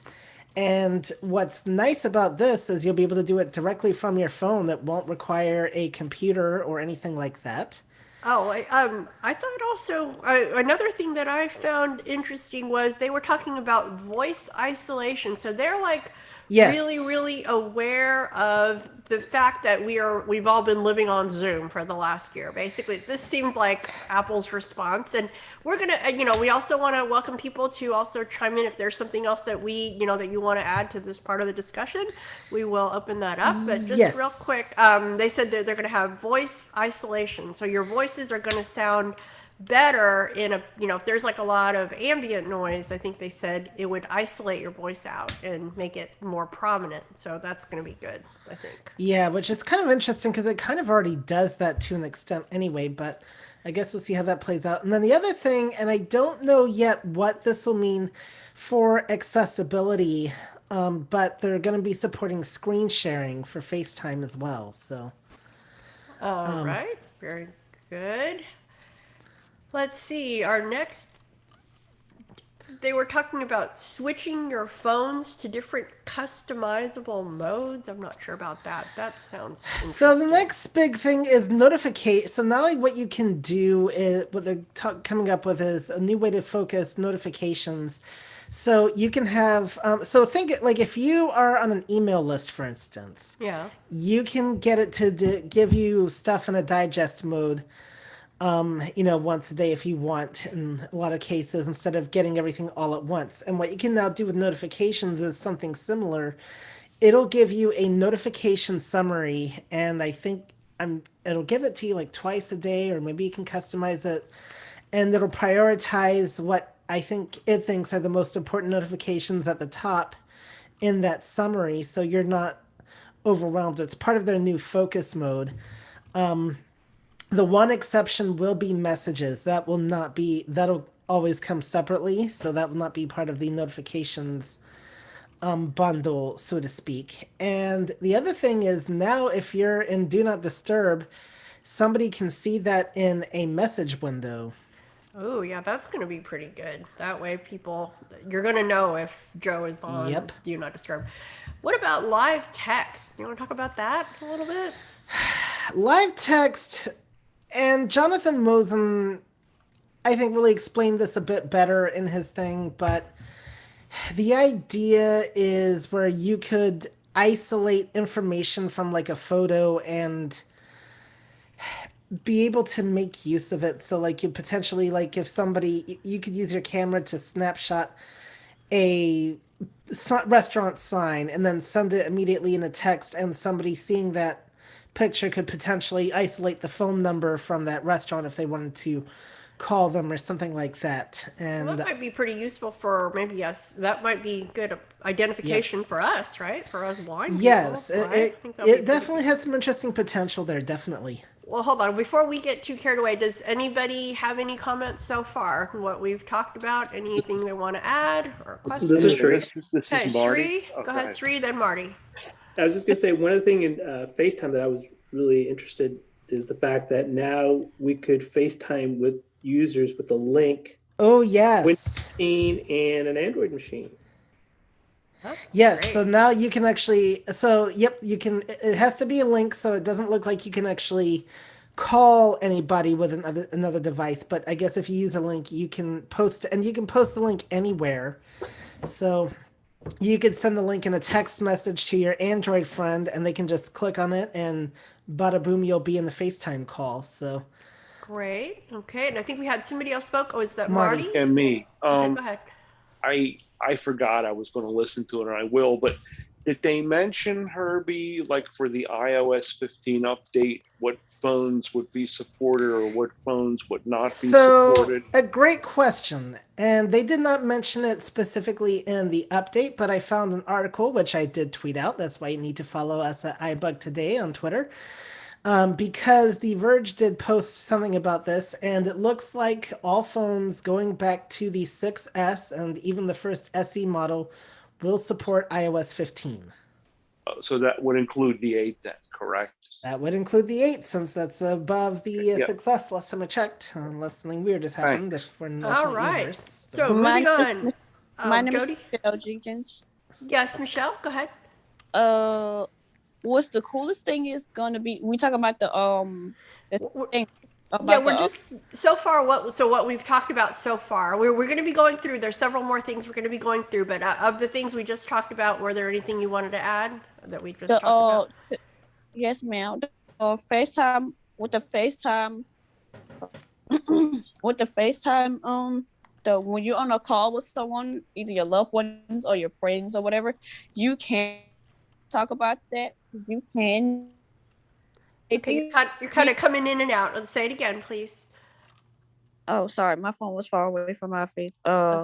You can listen to a movie while you're on a FaceTime call with your loved one or your friend. Yeah, or whatever. That's gonna be great. That's coolest. And then when you message somebody, you can also expand the picture frame, picture menu. Yeah. While up there, and then when you have a call, the call will go on not going on your Apple TV, but the thing that you're watching, the movie that you're watching or show, which you are watching, like WWE or a movie or something like that, it will be on your Apple TV. Perfect. Great. Thank you for that summary, Michelle. Good job. All right. So moving on next, Herbie, what about wallet? The Apple Wallet? What's going on with the Apple Wallet? So Apple Wallet is... Susan. Okay, Susan, real quick. Yes. I'm sorry. I was trying to unmute and I kept messing up. One fast question. Is there anything new concerning iPads? I'm not on social media, so I can't read. We will get to that in just a little bit. Yeah. Thank you, Herbie. Appreciate it. All right. Apple so wallet. Apple wants to replace your wallet with a digital wallet, and they're later this year they're getting, some car manufacturers will be coming out with digital car keys finally, and they're talking about home keys now. Use your phone to unlock your door, And there's even mention, and I do not know what states will support this yet, but being able to put your ID in your phone. All right. Apple Cards. Anything exciting there? Image credits? Nah. No. Let's move on. How about maps? David. Maps? This Oh, is Drake. David. Go ahead, David and Street. Well, another thing I noticed about the wallet, it's kind of maybe a minor thing for a lot of people, but there's that area where you can load passes in your wallet, like boarding passes for airplanes or Yeah, I think they've had that for a while though. Right, but it'll when they expire, it'll go ahead and hide them instead of like showing you all these expired things. 'Cause right now it shows you everything. Oh, okay. And it's supposed to be easier to delete. Right now, to delete them, it's a little bit of a 2 or 3 step process. So that's kind of nice. They're streamlining that. Thank you, David. All right, Sri, what you got? Yeah, I think also for the TSA, I think they were going to accept the wallet ID. Yes, they're working on that for TSA, and that'll be so. And that could be interesting because even if you can't use it anywhere else in your state, you'd be able to use it on like airports because that would be federal property. So. All right. Very good. This is Jake. Okay, Jake. About the wallet app. The Apple Card July 1st is going to allow you to, if you have like, if you have a family member that has an Apple Card, you'll be able to merge the two together if you want, and you'll be able to combine credit for one account and gain like double cash. Hey, thank you, Jake. Super cool. All right, you want to move on to maps, Herbie? So maps, in this country, it's getting more updates. They're expanding to other countries. They're just including a lot of detail. One thing that might be relevant for us is the driving things are going to be increasing. Why will it help us? Because drivers will now know what are pedestrian lanes and bus lanes, so that way they should be safer for us to walk the streets. No, actually, what I think is really interesting, in all seriousness, with the map, is they're really making improvements to the transit aspect of it. And what I thought was interesting is now you can pin like your favorite transit station. I'm assuming this would apply to a bus type as well, to the top of your thing, so like the way you can pin messages, and it will keep track of your route and let you know when it's about time to get off. So think about that for a minute, folks. You don't if this thing is accurate, you wouldn't necessarily have to rely on the driver or anything like that. If you have your phone, it might tell you all that. This could really get interesting, and you could put your favorite your most important stops at the top of your list. So that could be a game changer right there big for people who use buses. Well, another thing I thought was really cool is like if you like get out of a bus, or get off of like a subway or whatever it is, it gives you an orientation. You can help you figure out which way to get out of the metro station or whatever. I thought that was pretty cool. Yep. So it really helps. It knows where you are. It takes an image, and then it helps you figure out where to go. All right. I think another cool thing, we all love these dearly. How about AirPods? AirPods, yes, indeed. I didn't think there was anything too major with that, except they're starting to, they have some minor hearing aid support that they're going to be working on. Siri can now read notifications. In addition to text messages. Yeah, I thought the conversation mode, I think it's going to help like somebody like my dad. I'm really seriously thinking about somebody who doesn't want to wear hearing aids. Maybe they'll wear AirPods, yep. Who knows? Don't tell them they're hearing aids. Yeah, don't tell them they're hearing aids. But are you sure he's not intentionally not listening to you? Yeah, that I could... think no, men just don't want to hear what we have to say. What was yeah, that? okay. I think I missed something there. All right, ha ha ha. Okay, how about Find My? There's some new abilities with Find So My. Find My, this is related to the AirPods. So the AirPods, I don't remember if they do this or not, but they will now chirp while in the case. The case itself won't chirp. I think that's new. And the Find My, it's going to be kind of like the AirTags a little bit, where the Find My, it sounds like it will give you some proximity information.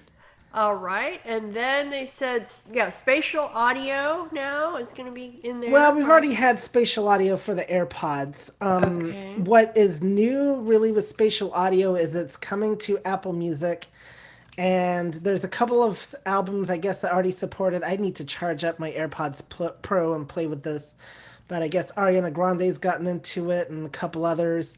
Again, if you stay tuned to the iBug Twitter, I cannot emphasize this enough because it's a focal point for all the other stuff that comes in. And if I see anything about spatial audio support for any new albums, I will definitely include that in my tweets. So All right. Well, how about now? Anybody have any other additions on those few things that we just said now, and before we moved on? Go ahead, Hershey.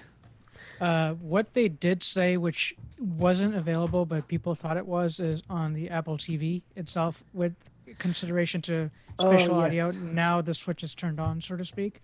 People thought it was already on, but it really wasn't at that point. So between spatial audio effects for Apple Music, you got the Apple TV and other components, which I'll let you guys keep continuing and explain some more. Yep. This is Shree. Go ahead, Shree. Herbie, you may have mentioned this, but with the AirPod, if you leave if you leave the house, you'll now get. Oh yes. Perfect. Yeah, your AirPods will now say like, "Hey, you're leaving me behind." I mean, I used to think that things might cry if they got lost, and that's gonna be now very that's coming true. So it's the idea though is to warn you like that you might be leaving your AirPods behind. So I think who was it? Was it Michael who left them at the cafe where we had our Christmas party back in another lifetime? I believe so. In another So lifetime. his phone would have warned him, "Hey, you're leaving your AirPods behind." So yes, very cool. Good point there. All right. Okay, so now those were. Anybody else? Anything else they wanted to bring up on that? Because now we're about to move on It's to Shelby. Go ahead, Shelby. Sorry, what is WWDC? Worldwide Developer Conference. So basically, Where is that at? It's virtual this year, and usually they have it in California in the Steve Jobs Center. But the deal is, this is where they release the operating system, the beta for it, and then all the developers can start working on things. So when they release it for us in the fall, quick note on that. So the developer beta is out today, and the public betas will be released next month. So for anybody that's in the beta testing. Okay, well there we go. Linda. Linda. Yes, I just want to mention that I was in a hotel recently, and we could unlock our door with our iPhone. It was pretty awesome. Cool. Now, one thing I do want to mention real quick for those of you that want to take advantage of the unlocking features, I don't know. It'll definitely work with the newer iPhones like the 11 and the 12s, but I don't know about other models like the 8 and the SE 2020 and all that. So that's something to really think about, depending on if you want to use your iPhone for as a digital key or whatever, that could really affect what model you get going forward. So I just wanted to mention that because I think some of these use that to newer chip. So all right. This is Shree. Hershey and then Shree. Hyatt is the hotel carrier that is changing out their locks for that unlocking stuff. I think hardware would have to change for your homes. So yeah, HomeKit specific applications, and then if you got a BMW, like we know somebody who does, who wants to talk next, maybe you could unlock his car. Okay, Shree. Well, please don't drive anywhere near Houston. That's all I ask. Okay, go ahead. Mine doesn't unlock, but I did want to mention, I think I was just going to kind of continue with Hershey was saying is that these are very hardware specific. They're not like any hardware you're going to go and touch and it's going to unlock. No. That, you never know that, this is new stuff too. 10 years from now, it could be so commonplace that we don't even think about, you don't know how things are going to change over time. But yes, it is very hardware specific and, as much as I love technology, I'm not going to be asking my apartment manager to change out my lock for a digital lock. I think I do fine with just a common key myself. So, all right. Anybody else? Any other comments? We're going to move on to iOS, iPad OS. Okay, we're getting some background noise. Yeah, so I was fixing something. All right, iPad OS. Let's go for it. What do we So got there? something big, and I honestly was caught by surprise with this, is the app library is coming to the iPad. I did not realize you guys did not have that. So, yeah, and the big use of widgets, right? Yeah, I still you can have now yet move- to really use widgets, but I don't okay. use widgets either, but basically the idea is now you can, instead of being on one page, you can move widgets to another, you can move widgets next to apps or wherever you want them on the screen. That's what it basically boils down to. That's my understanding. All right, and then this was a big thing that they talked about. And I don't know, I've never done this on the iPad. I think there's, anyway, it's called the multitasking features of really doing more than one thing and moving things around. I don't know Yes. how you would do that with VoiceOver, but I guess you could. I don't know. So basically you can do a lot more stuff with the keyboard, and there's a couple of things that is just unavoidable, but it's the reality of the iPad so there's a couple of things that are really syncing up with the Mac. For instance, now Mac and you can actually use a keyboard interchangeably with the two, a Bluetooth keyboard and mouse. And I don't have the full specifics on that, and I'm not going to go into more detail, but also the quick note feature. Oh yeah, the Notes That's app. going to transfer that will work on both your Mac and iPad, but it also sounds like you can edit the notes on iOS. So I interpreted that as you can use your iPad or Mac to create a new quick note for a specific app, but you can use your phone to edit it, but not create a new one. That's how I.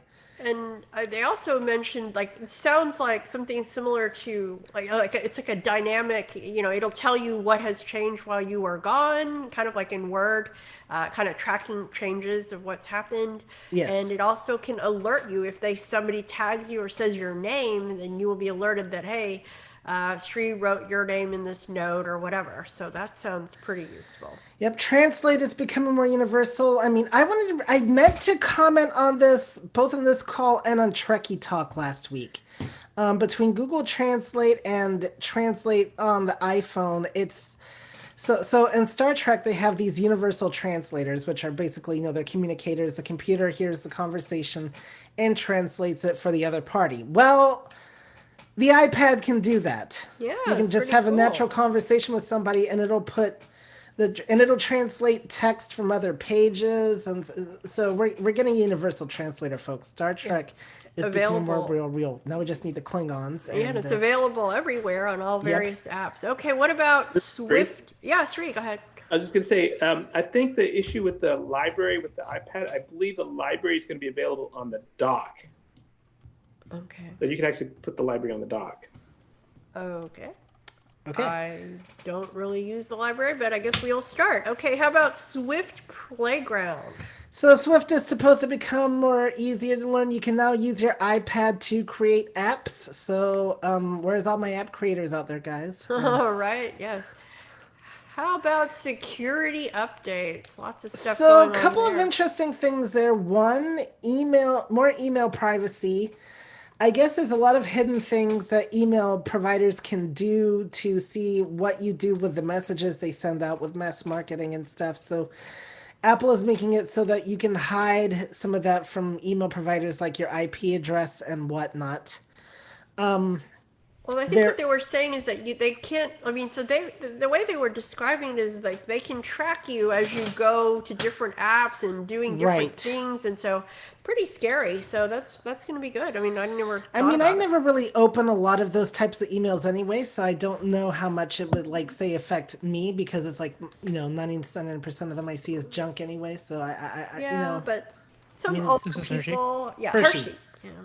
To give you a quick explanation, let's say if you sign up for a newsletter or whatnot from a website, they typically will make their money off of you looked at it, and therefore you are a account, you're a click. And that's how they would, that's how that would work out as far as tracking goes.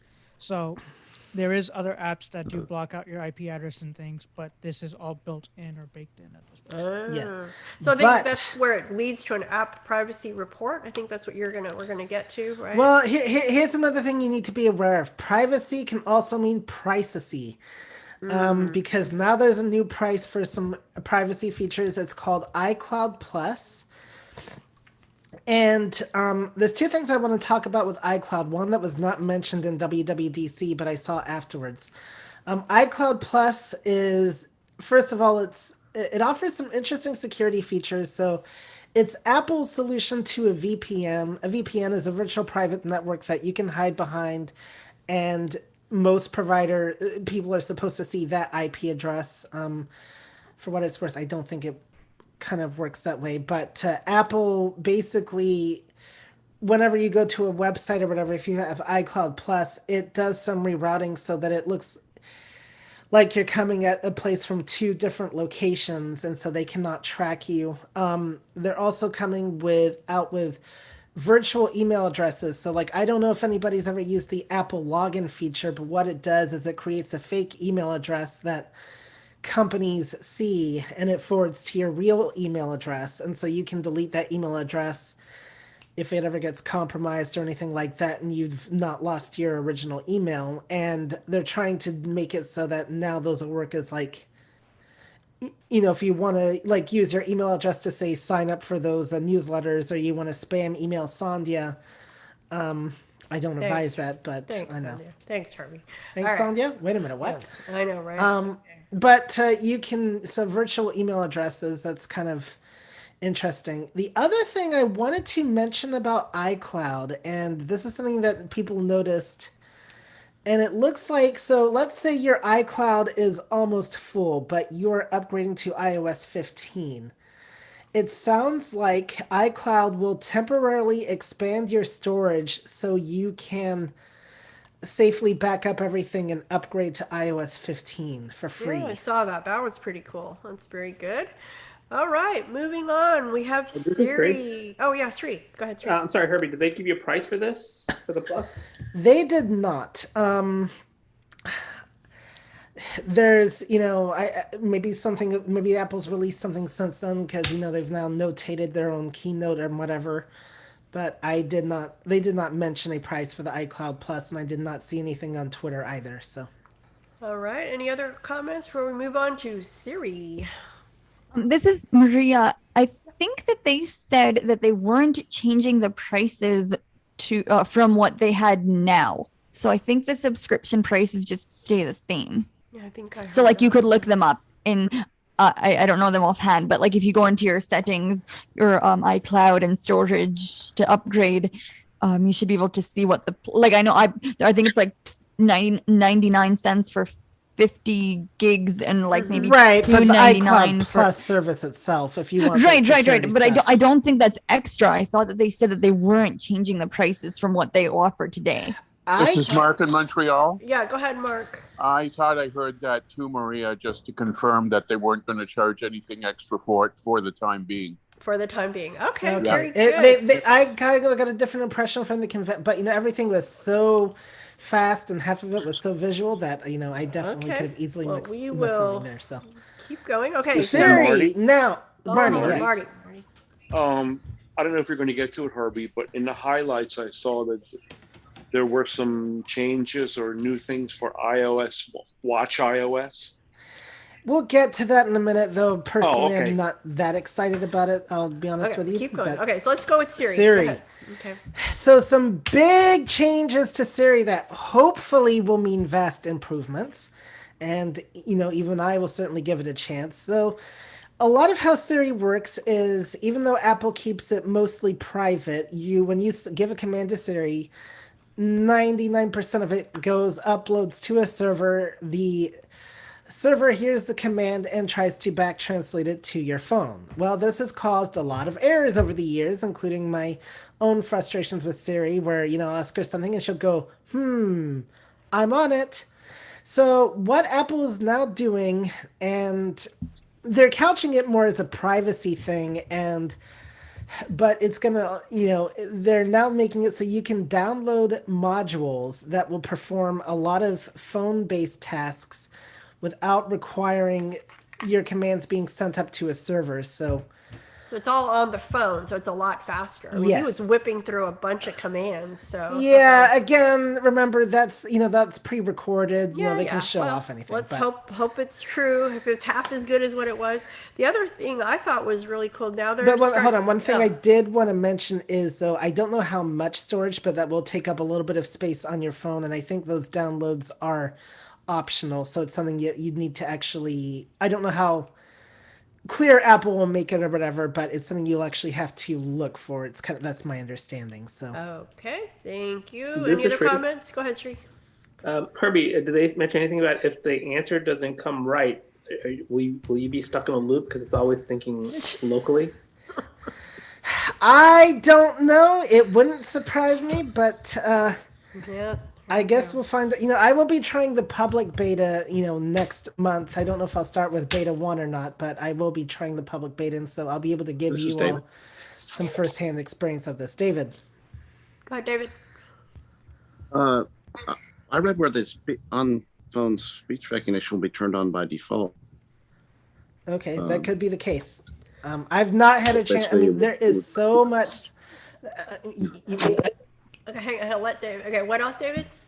So it is going to be on by default. Anything else? Oh no, it'd be turned on by default. So it would handle a lot of the tasks, opening apps, calling phone numbers, those type of things. Where it wouldn't have to go out, like I said, which is really crazy. Okay. Half the time when I ask it to open an app, it doesn't respond. Yep. Yeah, I think it's going to be a huge improvement. So good. Thank you, David. All right. There was some Safari. Safari. Yeah, so several things. One, now the phone will be able to, the Mac is going to get Safari extensions, and that will translate to, I think you can use those same extensions on the phone and iPad. Most of the Safari ones I can think of, part of it involves the Mac, but again, it translates over to the phone. Like the Mac, for instance, you can do group tabs, where, like, say if you're doing a research project, and so you have a number of pages open and you want to find them again, you can save them all as a group tab and then come back to it on any device. And I'm trying to think, was there anything else significant with Safari on the phone? Well, wait, hang on. Does anybody else want to add anything about Safari? Yeah, there's supposed to be. Go ahead, for y'all. I mean, Mark. Go ahead, Mark. There's supposed to be a new feature in Safari that will allow you, similar to, I believe, Google Chrome and the Google app itself, so you can do a voice search within Safari. Oh. Yeah. All right, thank you, Marty, and I mean, thank you, Mark. Sorry. Wait, I know who you are. Okay, anybody else want to add anything? David, go ahead. Well, what I read was they moved the controls all down to the bottom, so you can kind of do it with one hand instead of having to always, a lot of the controls are on the top and bottom. There's both top and bottom now. Oh. Okay. I'm not sure which control. I mean, they everything, of course, is kind of high level, but I'm sure we'll find out later on. They were talking about you move something and then the whole thing goes away, so you can see more of the screen. So the tabs are not all covering. So I don't know if that'll really affect us. Well, that's good for visual people. Yeah, but it sounds like it'll be easier to navigate. This is true. Okay, Sri. I mean, right now you can technically hide the toolbar. There's a settings that you can disable and enable it on the iOS. Right. Yeah. So I guess this is going to do it virtually now. Yeah. So real briefly, going back to iCloud Plus, two things that I'm just reading here that I'd forgotten about. So one, you can now have unlimited HomeKit cameras that will not affect your iCloud video storage. And this article I'm reading, what it says is there'll be no additional cost to current iCloud subscribers. So I don't know if that includes free account people or not, but I guess just, keep tabs and we'll find out more as we get closer to iOS 15. Oh, okay. And here's another point about your ring about iCloud. Maybe you were going to say this about if you get locked out, you can add other people to your account, and then they will not get your information. But they will get a code. Yes, a code. So that's good. And then this is another thing that's really important. It's the legacy feature where Yes. if you die, which we all are going to die, and so in that event, then you can name certain people as your family or whoever, and then they can have access to your information, which I think is a really important thing to really consider. So. Yep. All right. Okay. Moving on. Health updates. Anything there you want to talk about? Or So a couple of little things, I think. Well, maybe they're big, but they're supposed to do some things that might clear up language on like the lab data you get when you get your blood drawn. So really define, like, when you see your cholesterol levels, what's good, what's bad. Another thing is now you can opt in to share certain health data with your doctor. I would imagine again that there could be some variables with that, but they can, if you want them to monitor something like your heart rate or something like that, a lot of health data like that, can help them and help you, determine like what plans you need to do to go forward or whatever. sure. Those I think were the big things. And then this is kind of getting to Marty's thing about the watch operating system and helping you track your breathing at night, your respiratory. Yes, the part of the sleep app. Yep. Yeah, I think that's going to be very important because we all need to sleep for sure.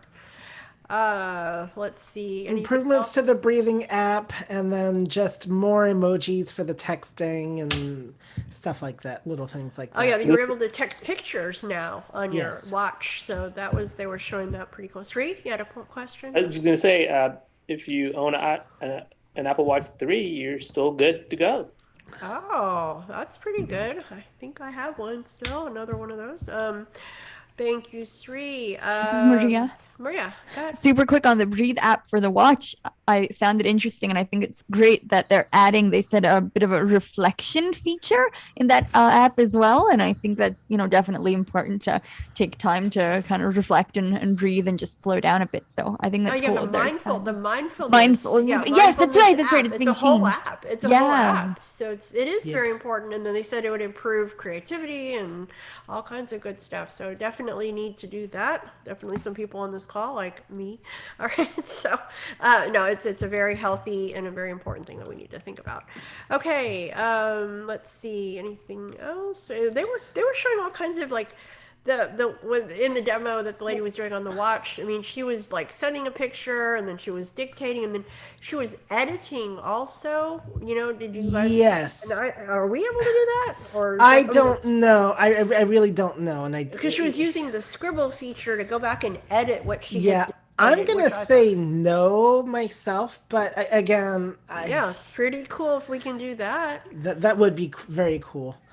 The other thing because it does affect the iPhone, even though it's kind of Mac related, you'll now be able to use your Mac as an AirPlay speaker. Okay, very good. Let's see. Oh, sorry. Back on the watch, they were saying you can use your crown to place. That was it. They were using the crown to place the text. Yeah, that's what they were doing. So who knows? Maybe we can do. Okay. Let's see. Okay, and then the final one of the things was Siri goes to third-party devices. Oh, with HomeKit, yes. So that'll be interesting. I guess I don't know. We're talking about like thermostats and so forth. So yeah. Okay, and you talked about the OS. The Mac OS is going to be called Monterey. By the way, Hershey. Yep, Hershey. Yeah. Never mind. We already dropped the name. I was going to say if anyone has Monterey cheese, but. Monterey. Yes, sir, Mr. McCulloch. Yeah, before you go to Mac OS, related to all the iOS and all those watch OS and everything else is based on iOS. Did anybody hear rumors about starting with iOS 15 because of the, right now what's some of those other accessibility controls that voice control? Voice control. Yeah, voice control and something else I can't remember, but they're kind of tied in with right now with voiceover a little bit. And so someone was saying that they're doing almost like a complete rewrite of VoiceOver.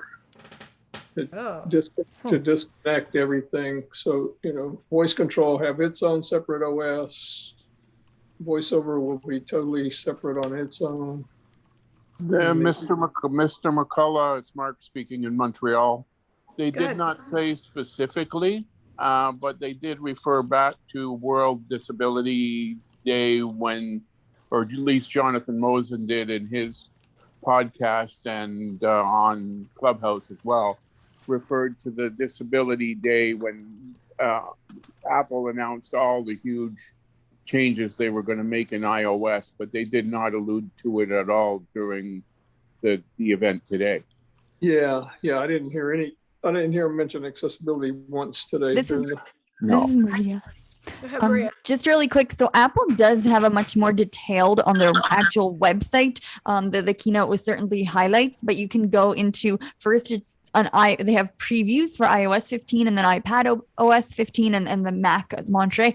But in the case of iOS and watchOS and such as well, but 8. But if you go into the iOS 15 preview, then there's another link there for a page that says learn about all the new features or something like that. And it definitely goes into much greater detail. I did see the mention of the accessibility stuff that was that Mark mentioned that was said on the Global Accessibility Awareness Day, like with the voiceover, the more detailed image descriptions and things like that. So I guess I would say I don't remember anything about the voice. I didn't check explicitly for the voice control, but I would say to maybe look at that page. It might give some more detail.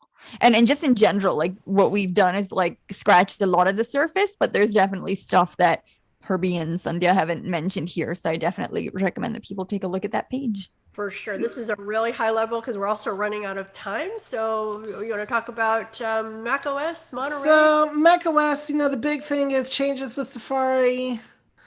It's going to be called Monterey. We're going to have universal control, like I said, so where, some keyboards. So you can move your keyboard between Mac and iOS seamlessly, it sounds like. So that will be the big thing. Oh, the other thing is Test Flight is coming to the Mac, and we're also getting shortcuts, similar to how iOS works. That replaces the old, the current automator that Macs currently have. So shortcuts will allow you to perform multiple tasks. So they gave the example of like opening, 2 apps at the same time, for instance. So that's coming to the Mac, and they're going to have app development can now take place in the cloud, and code can be tested more thoroughly on multiple devices, and can be rolled out to test flight users even quicker.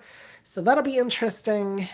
And I think that's really about it. It said Macs receive AirPlay. I thought they already had, right? So Macs can do AirPlay in terms of like, we can tell our sound to go to a HomePod. Okay. But the Mac will now be able to be used as AirPlay speakers. So if you let's say if you don't have a HomePod and you want to project something to, you're listening to something on your phone, you can now beam it over to the Mac speaker if you want and use that. So. Okay. That will be really cool. It will. All right. This is Hershey. Okay, Hershey. I would say that would go great for iMacs since the sound quality on iMacs are definitely quite well, and then with spatial audio, so you could kind of beam it over to a desktop if you needed to. Right. Yeah, that'll be interesting. My iMacs have that 6 speaker array, and I really love one, but I know. This is Shri. Shri, go ahead. I think there's also on going back to the Apple Watch, there's supposed to be some major accessibility features available coming out, where you can do like squeezing your wrist can enable to tell time. Wow, cool. So they've really, I was talking to a gentleman with accessibility, he said they really amped up the accessibility on the Apple Watch. Cool, very exciting. All right, time for more new toys, right?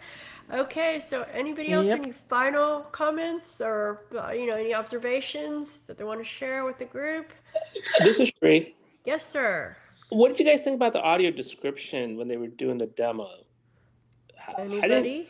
Hold on. Did Anybody people find it else have any useful? thoughts? Anybody besides us? Anybody else want to share? They saw anybody watched it? I was pretty impressed with it. I thought they did a Okay, good that's job. Mark. Go ahead. Yeah, you thought they did a good job. Okay. Yes, all I did. right. Yeah. Anybody else? Sri, what This did is you Herbie. think? Okay, Herbie. I did not find it helpful actually.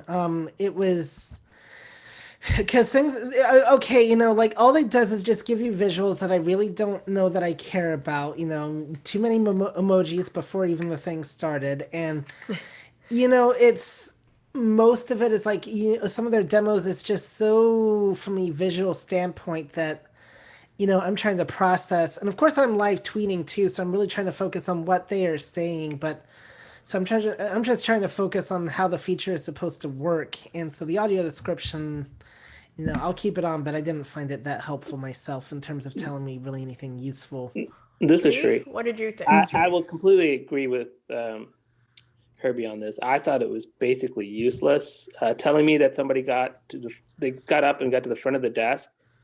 It didn't really matter, but like they had a lot of stuff that they had on the screen that they could have maybe described what was on the screen, because they just said it's on the screen and didn't even explain what's on the screen. But they mentioned about getting out of the car. Like, does that really matter to me that when they're doing a demo?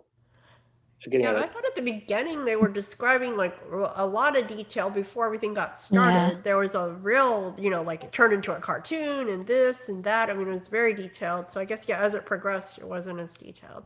Okay, This is Chanel. Chanel, go ahead.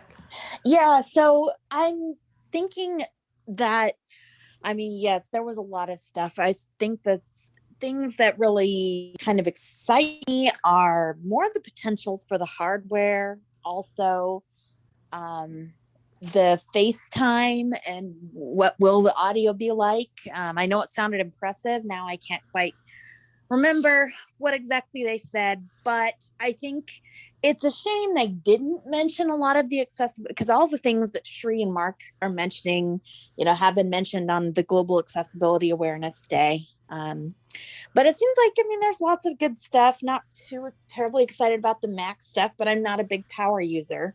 So I don't need all the shortcuts and all groups of tabs and all this and that. But they did. What's great is it was heavy on information, and they, when it's all virtual, they decrease all the little more annoying, videos and things. It's still there, but yeah, I find too much detail to be just as annoying. So descriptions, if there was much interaction on any visual things, that could have been useful, but otherwise, audio description, I could take it or leave it. All right, and I think, that is, anybody else final comment? We are kind of beyond This our is time. Keith. Go ahead, Keith.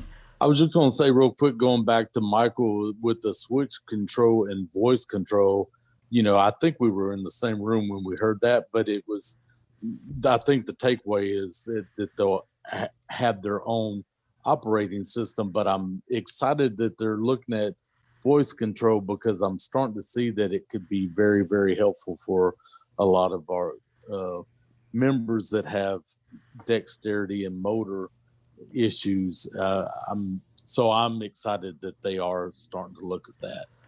Okay, and that will be the last word for us. Thank you, Maria, for helping me out facilitating. Thank and you. Herbie, thank you, Herbie. Thanks, everyone. Yes, and Thank Herbie. you, everybody, for all the participation. And we have a lot to, going to be very busy in the fall once again, right? When all this comes out. So really exciting.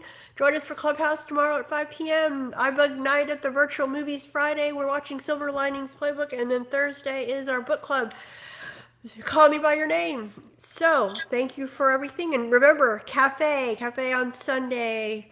And we will see you then, where we're going to be talking about tracking devices. Have a great evening and good night. Thank you. Have a good night, everyone. Thank you. Bye. Thank you, Thank Sandhya. you.